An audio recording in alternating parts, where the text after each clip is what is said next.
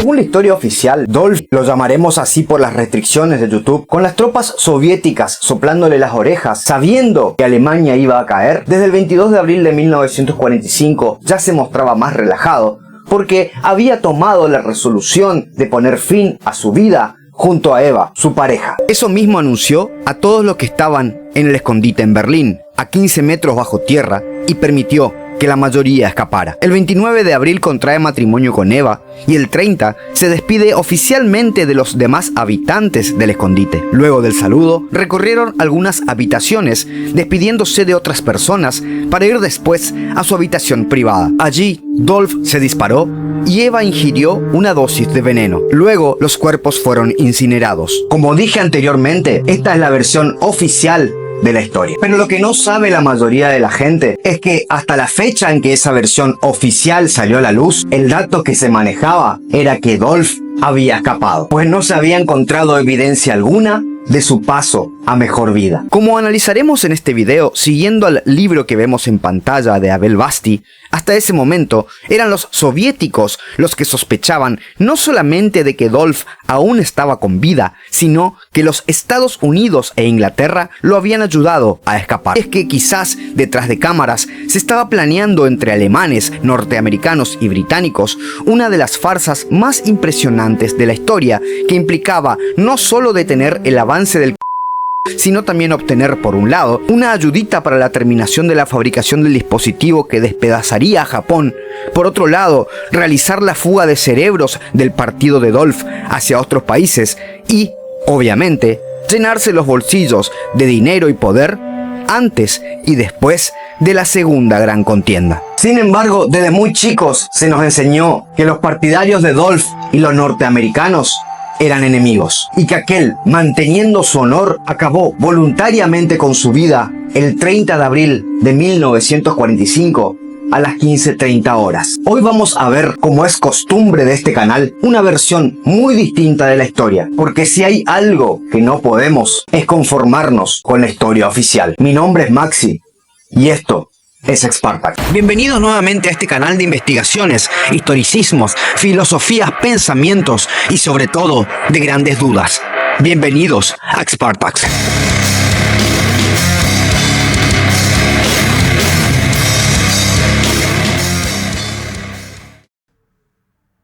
Todos debemos preguntarnos alguna vez en la vida: ¿qué es la historia oficial? ¿Quién la escribe? ¿Por qué nos la imponen? El mayor de inteligencia británico Hugh Trevor Roper fue a quien se le ordenó en 1945 investigar si Dolph realmente se habría quitado o no la vida.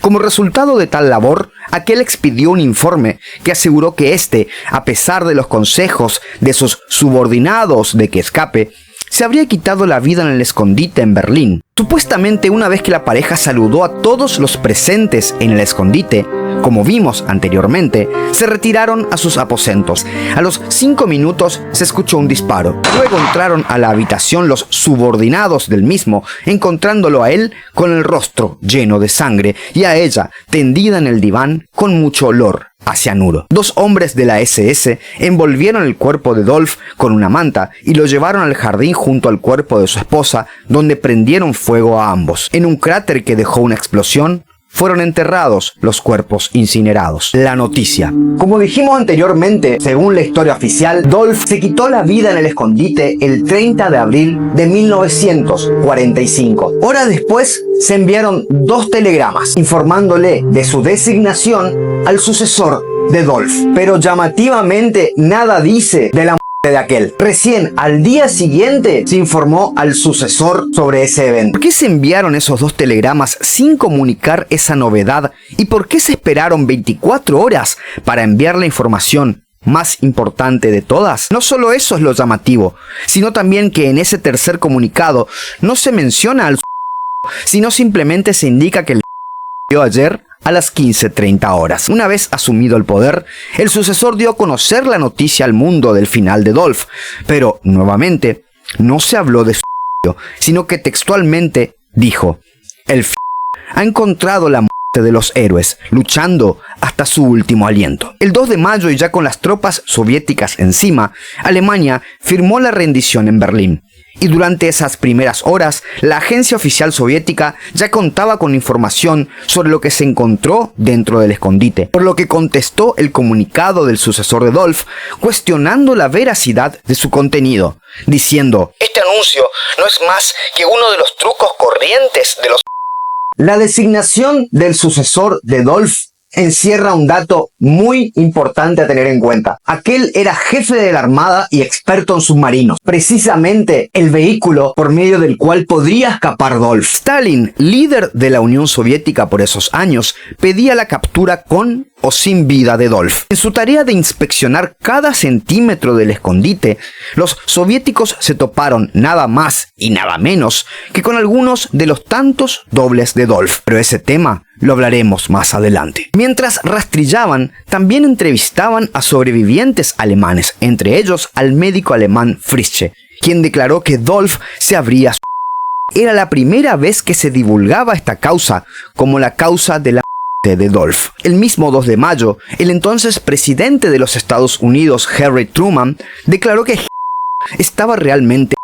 Entonces, ¿es probable que los norteamericanos escondieran algo respecto a una posible fuga de Dolph? Días posteriores, en uno de los rastrillajes efectuados por los soviéticos, se encuentra a un varón y a una mujer apenas enterrados, semi-quemados, los cuales fueron verificados y vueltos a enterrar, debido a que se creía que ya se había hallado anteriormente el cuerpo de Dolph. Pero como al poco tiempo se tuvo la certeza de que aquel no era el cuerpo del mismo, se volvieron a desenterrar estos cuerpos. Se hicieron ir a guardias alemanes para que los identificasen, afirmando los mismos que se trataban de Dolph y su esposa. Pero en el informe de los soviéticos no se especifica que los cuerpos sean de ellos, aunque sobre la base de este hallazgo, posteriormente se crearía la fábula del los submarinos.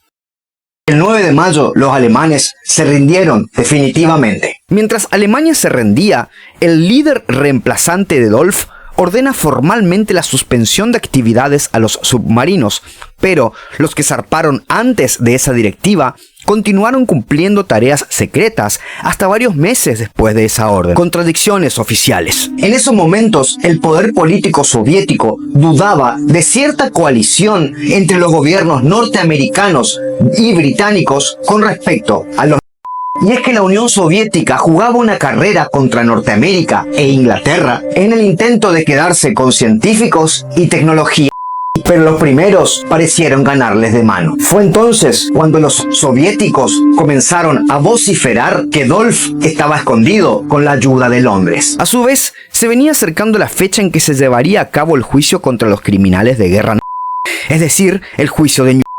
Y al parecer, a muchos sectores del poder le convenía que Dolph no fuese juzgado en ausencia. Sería mucho más beneficioso tenerlo por fallecido, pues así no tendría condena ni orden de captura, lo que implicaba además que se disiparan las dudas sobre la supuesta coalición entre Dolph y los gobiernos de los Estados Unidos e Inglaterra. Con esa finalidad, el gobierno inglés ordenó a uno de sus hombres de inteligencia militar, Hugh Trevor Roper, que realizara una investigación para determinar cómo había sido el final de Dolph. En apenas 7 semanas realizó su labor investigativa, un tiempo muy pequeño considerando un tema tan trascendente. El trabajo de Trevor, que se dio a conocer en noviembre de 1945, sentenció, como dijimos al principio de este video, que la verdad sea la siguiente: Dolph se quitó la vida voluntariamente, pero en realidad el trabajo testimonial de Trevor constaba de muchas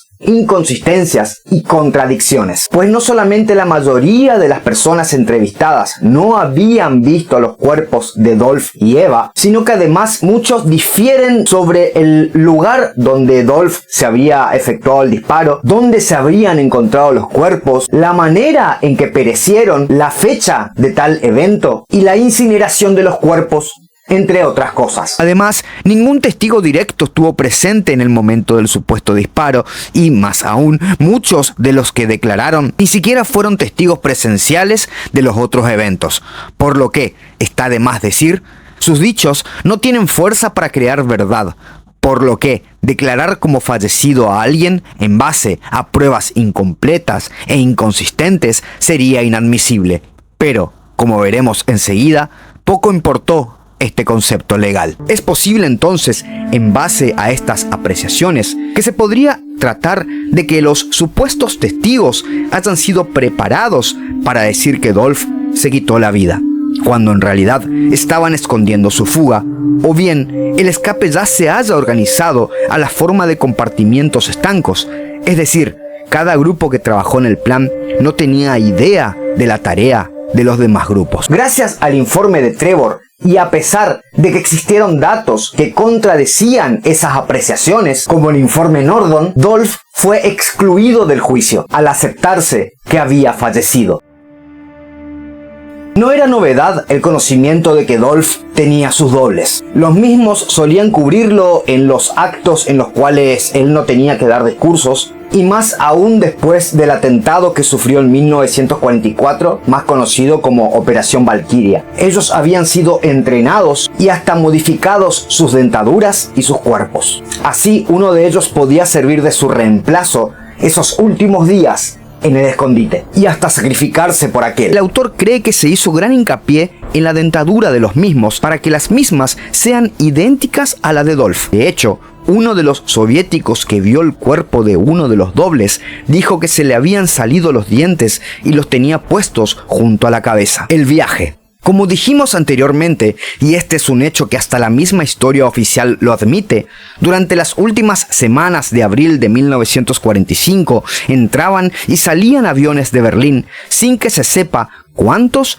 ni quiénes se fugaban en esos viajes. El trayecto hipotético sobre la huida de Dolph sería el siguiente. Luego de dejar a su doble en el escondite, habría salido de Berlín en helicóptero, rumbo a Austria, y desde allí en avión hacia España, más precisamente Barcelona, llegando luego a su destino final en julio de 1945, Argentina. La ayuda de Estados Unidos. Mientras Alemania se encontraba siendo invadida, raramente la flota norteamericana recibía órdenes de retirar sus unidades en el Atlántico Sur. En esos momentos se dijo que tal orden era a fin de defender el hemisferio norte de Estados Unidos debido a la inminencia de un supuesto ataque. Cumplimentada esta maniobra, quedó despejada la vía de escape hacia Sudamérica por parte de submarinos alemanes. El principal U-Boot llevaría a Dolph hacia la Argentina. De esta manera, el doble discurso de Estados Unidos era evidente. Se libraba del nazismo en Alemania, pero por otro lado ayudaba a sus altos mandos a escapar. Dudosos submarinos. Mientras la sensación de un escape de Dolph tenía a medio mundo en intriga, nada más y nada menos que en las costas de Mar del Plata, Argentina, emergió un submarino alemán U-530 el 10 de julio de 1945. Una vez en la superficie, sus tripulantes manifestaron que se rendían debido a que no podían seguir navegando por problemas de motor en la nave, además de que no tenían más combustible. Debido a algunas irregularidades, como ser la falta de un bote salvavidas que daba a pensar en un desembarco previo, no se tardó en suponer que los fugitivos podrían ser jerarcas que buscaban refugio en la clandestinidad, sobre todo porque sus tripulantes habían destrozado sus documentaciones y además faltaban los diarios de viaje. Sin embargo, el gobierno argentino creyó las manifestaciones de los alemanes de que no había ningún jerarca en la nave y de que no habían efectuado desembarcos previos. Pero entonces, ¿qué hicieron 4 meses y medio navegando? Mientras tanto, existían comentarios de que había más submarinos atracando en las costas argentinas, por lo que el mundo comenzó a prestar atención a este extraño suceso, además de que se generaron hipótesis sobre la presencia del matrimonio fugitivo en la Patagonia argentina. Según el autor, la Argentina finalmente entró en contra el eje debido a una presión de las demás naciones americanas, bajo pena de no ser aceptada en la ONU. Pero, en la realidad, el gobierno argentino, que tenía a Farrell de presidente y a Perón de ministro de pretendía la recepción de los en fuga. Y este actuar argentino no era para nada una excepción. Fueron muchos los países que recibieron cerebros alemanes luego de terminada la segunda gran contienda, sobre todo los norteamericanos, a quienes no le venía para nada mal la llegada de una impresionante tecnología bélica y la recepción de militares preparados ideológicamente para luchar contra el soviético. Y es que quizás de un momento a otro ya no importaría ese refugiado anónimo de curiosos bigotes, sino que tendría más relevancia aún un conflicto que marcaría el rumbo del mundo en los próximos años, la Guerra Fría. Un fin ideal. Una vez que Dolph puso pie en suelo argentino, fue trasladado de inmediato a una estancia alemana llamada San Ramón, al sur de Bariloche. Unos meses después, se mudaría a la residencia Inalco, a solo 90 kilómetros de distancia, uno de los lugares más hermosos del mundo. Este gran escape, revelado por documentación encontrada por los aliados, contempla no solo la huida de Dolph, sino de tecnología, capital y hombres útiles a diversas partes del mundo. Un año después de haber terminado los Estados Unidos dieron a conocer un informe donde se indicaba la transferencia de los bienes de los al exterior, en el cual personas a sus servicios montaron empresas y abrieron cuentas bancarias secretas. De este modo, los alemanes crearon en el mundo 750 sociedades.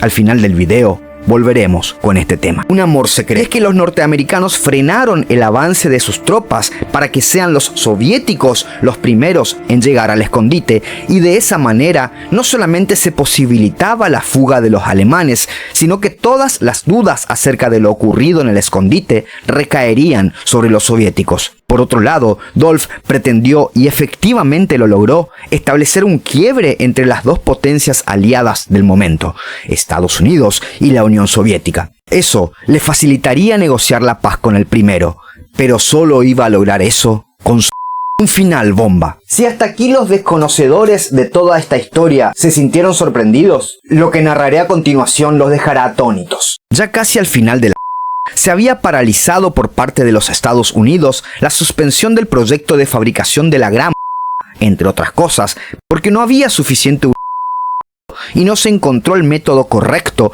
para hacer implotar el 39. Estancado en esos problemas, los científicos estadounidenses necesitaban ayuda, y al parecer esa asistencia vino del otro lado del océano Atlántico. Días después de la rendición alemana, llega a Estados Unidos un submarino U-234 que, en principio, estaba dirigido a Japón. Este submarino transportaba grandes innovaciones tecnológicas y, entre estas, adivinen qué, y científicos alemanes, los cuales fueron trasladados inmediatamente a Los Álamos, donde se desarrollaba el proyecto.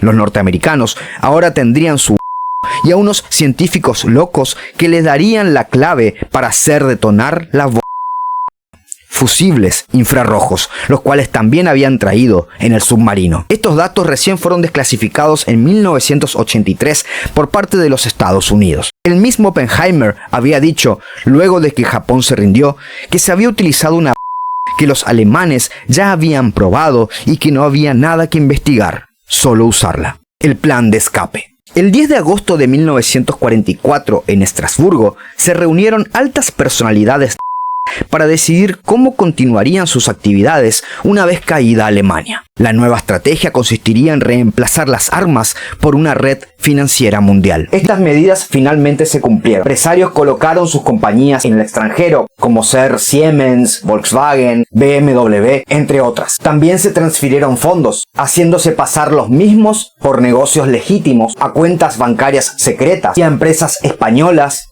turcas y latinoamericanas. Como dato interesante, los alemanes importados por los Estados Unidos fueron útiles para la preparación doctrinaria, ideológica y militar contra el Con la ayuda de ellos, los norteamericanos instalaron dictaduras en diferentes naciones y moverían los hilos del poder mundial para combatir a los soviéticos. Luego se reemplazarían estas dictaduras por democracias débiles, con gobiernos corruptos y economías endeudadas, fáciles de hacer caer con medidas financieras acordadas por la banca internacional. Con todo esto que analizamos, no podemos dejar de ver que en realidad se llevó a cabo todo un plan de traición contra todas esas personas que dieron la vida por un ideal que consideraban justo, que pensaron que combatían el mal. Lo peor de todo es que muchos de los que invirtieron e idearon este plan de posguerra y sus familias herederas son hoy en día honrados y respetados. Ese hombre de raros bigotes, que hoy en día ya debería estar definitivamente bajo tierra, se salió lamentablemente con la suya.